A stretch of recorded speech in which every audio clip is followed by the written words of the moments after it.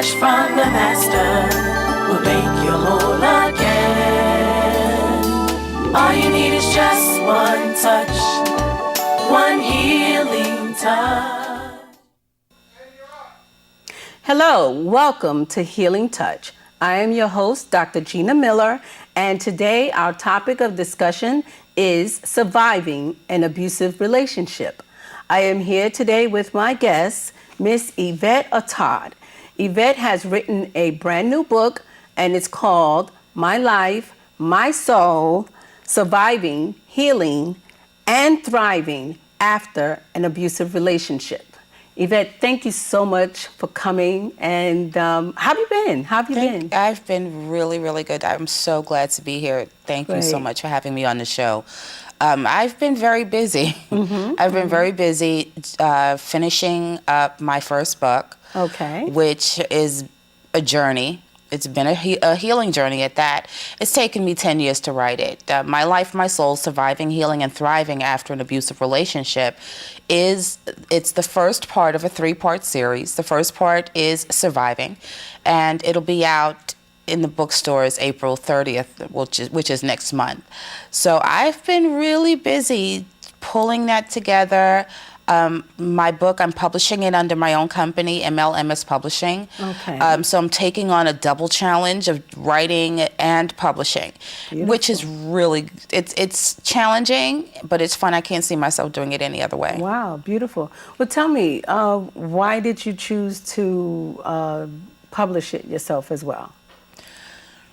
I chose to publish it myself because, I'm not afraid of the business side of things.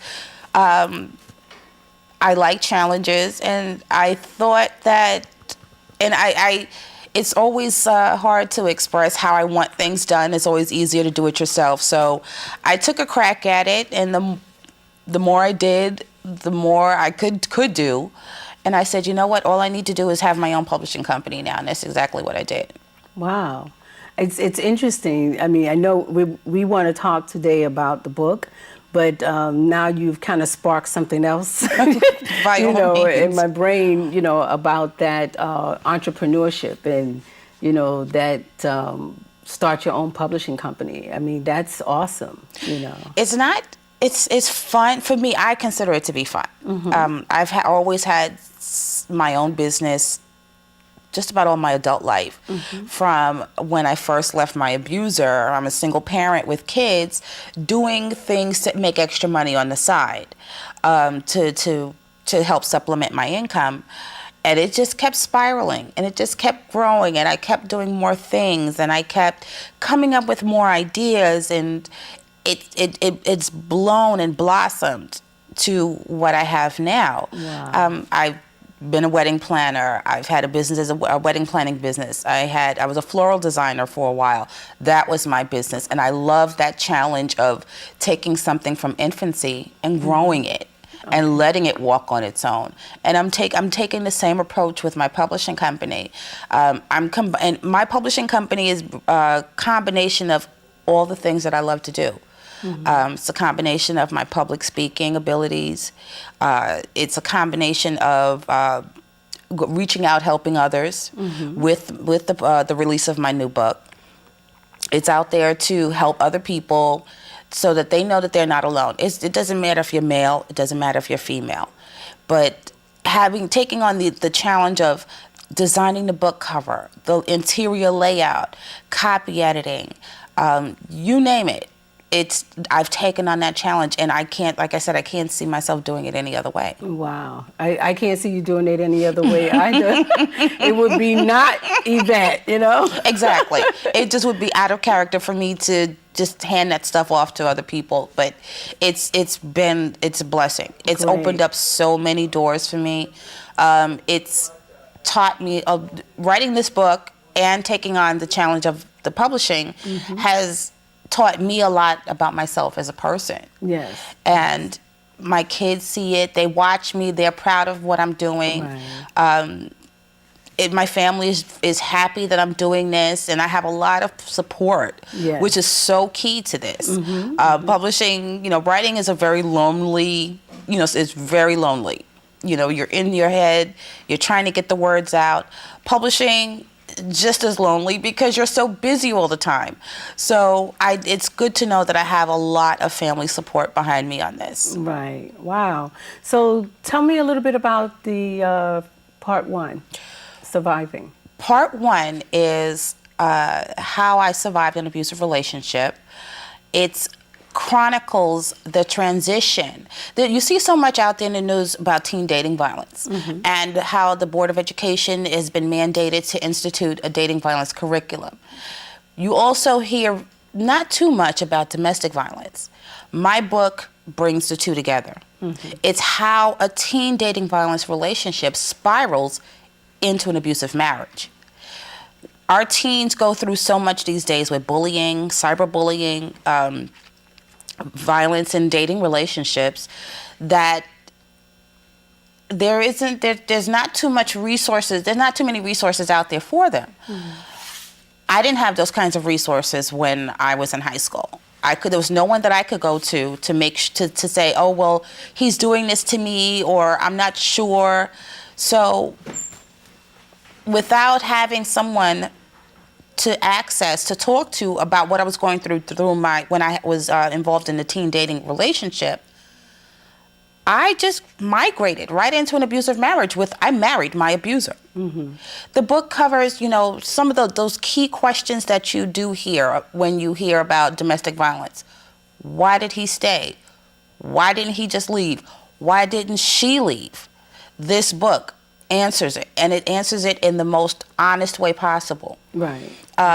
It answers. It gives examples of the different types of abuses. What spiritual abuses? These are real. This is my journey, my experience, that shows what financial abuse looks like. What does spiritual abuse look like? It talks about abuses that aren't normally referred to under the heading of domestic violence. So this book is really, I think, would be really helpful for professionals who work with victims of domestic violence. It helps, it gives insight to the survivor so that they know that they're not alone, that they're not the only one that's going through the things that I talk about in this book. Like depression, suicide, the death of a child. All of this is covered, and this is my experience that I've managed to bring together, put pen to paper, and make it available for others to read, and in the hopes that there's something in there for them that can just give them that little shred of hope that can help them. Yes. And let them know that they are not alone. The one thing that survivors are isolated. Being a survivor is a very lonely world. There's some level of shame that's still carried. Yes. You don't want to talk to anybody about it. You try to forget what happened to you, and you try to move on. But there are certain points throughout your life where you end up coming back to that abuse, back to those old feelings. And healing means being able to let those things go. Yes. And move on to an improved way of life. It's not about forgetting that you were abused. We can't forget that. We don't forget the abuses that we've suffered. It's a part of who we are. It's what you do with it that's what's important. Right. My Life, My Soul, this book, part one, Surviving, is about breaking the chains of an abusive relationship. It's about how I was able to break away from my abuser while living on Fort Bragg, because I'm a former Fort Bragg Army wife, and how I was able to leave him, but then also too, and what makes this book so much different, and I'm really, nervous, excited about it, is that I've included actual court documents in my book to show how complicit the family court system is in endangering the safety and the welfare of the victim, whether it's the man or the woman, and if there's any children involved. Right. How the family courts further endanger them. And there are also examples of how the abuser uses the family court system. One touch from the master will make you whole again. All you need is just one touch, one healing touch, just one touch.